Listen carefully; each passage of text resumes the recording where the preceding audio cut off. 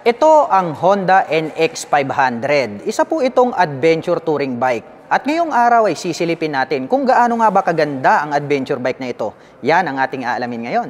Tara!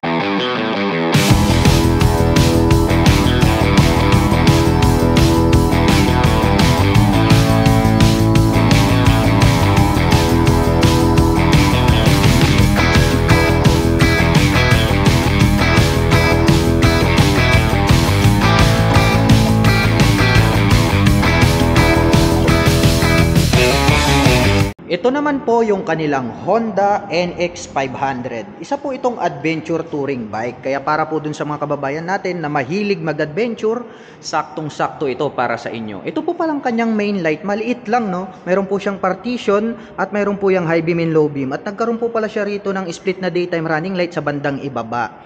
Meron naman po itong two-tone color combination na glossy white and then matte black. At meron naman po itong malaki at malapad na windshield. Clear color naman po siya at may nakalagay po rito na Honda. At dito po pala located, dito pong kanyang mga turn signals, nakapop up po siya. Ngunit LED na po lahat ng kanyang ginagamit para po sa kanyang lighting system. At dito po sa kanyang side cover, wow! Napakabrusko ng part na to. Nagkaroon ng windlet dito na V-design. May nakalagay naman po rito na Honda decal. At dito po sa bandang dulo, naka V-shape design din po yan. At combination po ito ng silver at red color. At may nakalagay naman po dyan na NX. Which is yan naman po yung kanyang brand name. Mayroon pang additional decal rito sa bandang ibaba na red color. At pagdating naman po rito sa kanyang front suspension, ito po pala ay equipped with inverted telescopic fork.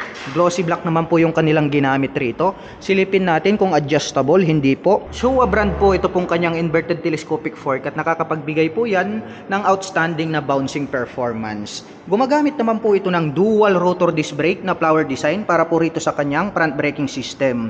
With 2-pot caliper na matte black color, Nissin brand naman po yan. At ito pong kanyang cast wheel is metallic matte black, naka-Y design. At ito po pala ay equipped with ABS. So mayroon na po pala itong dual channel ABS. Magmula po rito sa harapan hanggang dun sa likuran. Ang kagandahan naman po ng ABS, pagdating po sa mga sudden stop ay nakakapagbigay po yan ng smooth na braking power. Bumalik tayo rito sa bandang ibaba, silipin po natin itong kanyang gulong. Ang sukat po ng kanyang gulong, 110 by 80-19. At ito pong kanyang stock tires is naka-dual purpose pattern tires dahil nga po adventure itong big bike na ito. Ito naman pong kanyang front fender is metallic matte black. At kitang-kita naman po natin dito yung kanyang radiator. At ito po ay equipped with liquid cooling system. Kaya asahan po natin na talagang pang-endurance ito pong adventure bike na ito. Dumako naman po tayo rito sa bandang itaas. Silipin po natin ito pong kanyang fully digital meter panel display, napakalapad.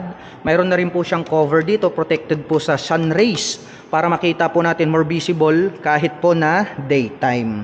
Gumagamit po ito ng mechanical key para po rito sa kanyang ignition. May lock na rin po siya dyan for safety purposes. At ito po ay naka-naked handlebar. Metallic matte black naman po yung kanyang pagkaka-finish.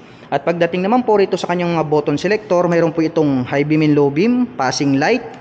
Mayroon pa siyang letter T dito na button selector. May additional po rito na button selector, navigator para po rito sa ating digital meter panel display. Nandirito yung kanyang horn at ang kanyang turn signal selector. Ito naman pong kanyang clutch lever is chrome color. Habang dito naman po sa kabila, mayroon po itong engine kill switch, hazard at ang kanyang electric starter. Chrome color itong kanyang front brake lever at ang kagandahan niyan, ito po ay adjustable. At ito pong kanyang fuel tank, napaka-flawless, no? Hindi siya ganun kalakihan gaya po ng mga classic bike na talagang napaka-bulky. At mayroon naman po itong fuel tank capacity na 17.7 liters. At mayroon naman po itong fuel consumption na 29.9 km per liter. Matipid na po yan para sa isang adventure bike. Dumako naman po tayo rito sa kabila. Silipin naman po natin ito pong kanyang engine. Ito po kanyang engine cover is metallic matte black. May naka-intact naman po rito na Honda. Speaking of engine mga ka-LM, ito po pala ay mayroong 471 cubic centimeter engine displacement. Naka-parallel twin cylinder, dual overhead cam, 4-stroke with 4 valve per cylinder. At nakakapag-provide naman po ito ng maximum power na 37 kilowatt at 8,500 RPM. Habang nakakapagbigay naman po ito ng maximum torque na 44.7 Nm at 6,600 RPM. Bumalik naman po tayo rito sa bandang ibaba. Ito po pala ay mayroong 6-speed manual transmission. Meron po itong side stand na metal, ngunit wala po itong center stand. At ito pong ating pillion step para sa ating rider is cast po siya and then nagkaroon ng rubber cover on top.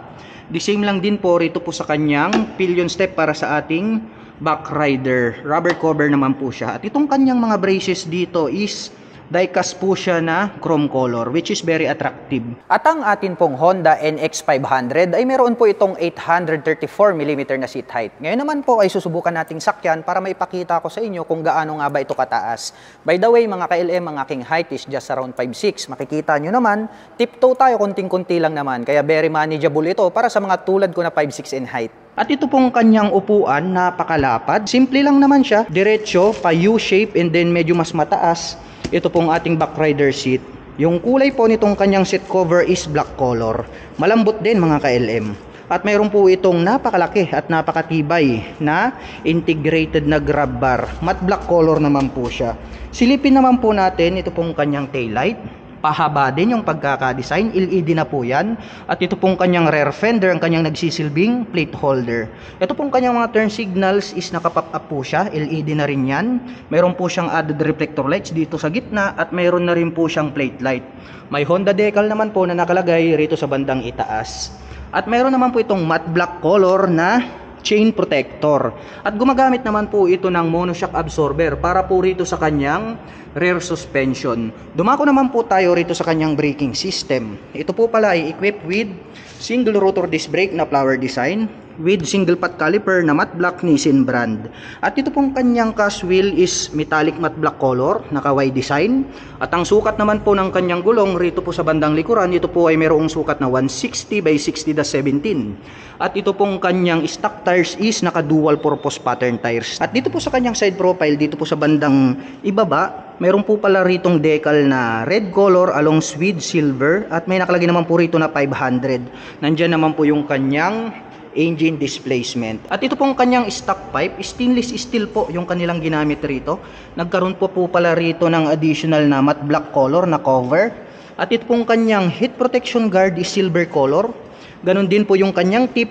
At mayroon po pala itong dual exhaust. At ang presyo po ng Honda NX500 ay nagkakahalaga po ito ng 409,000 pesos. At kung balak mo naman pong bumili ng cash, ay nagkakahalaga po ito ng 412,500 pesos. At kung balak mo naman pong kumuha ng hulugan, ay kailangan mo lang pong mag-down payment ng 153,345 pesos. At para naman po sa mga nakapanood ng video na ito at interesado pong maglabas, nito pong kanilang Honda NX500 ay available po ito sa cash at installment basis. At para naman po sa mga gustong magpunta rito ay maaari nyo po silang puntahan at bisitahin. Dito po yan sa Honda Big Wing, Calasiao, Pangasinan.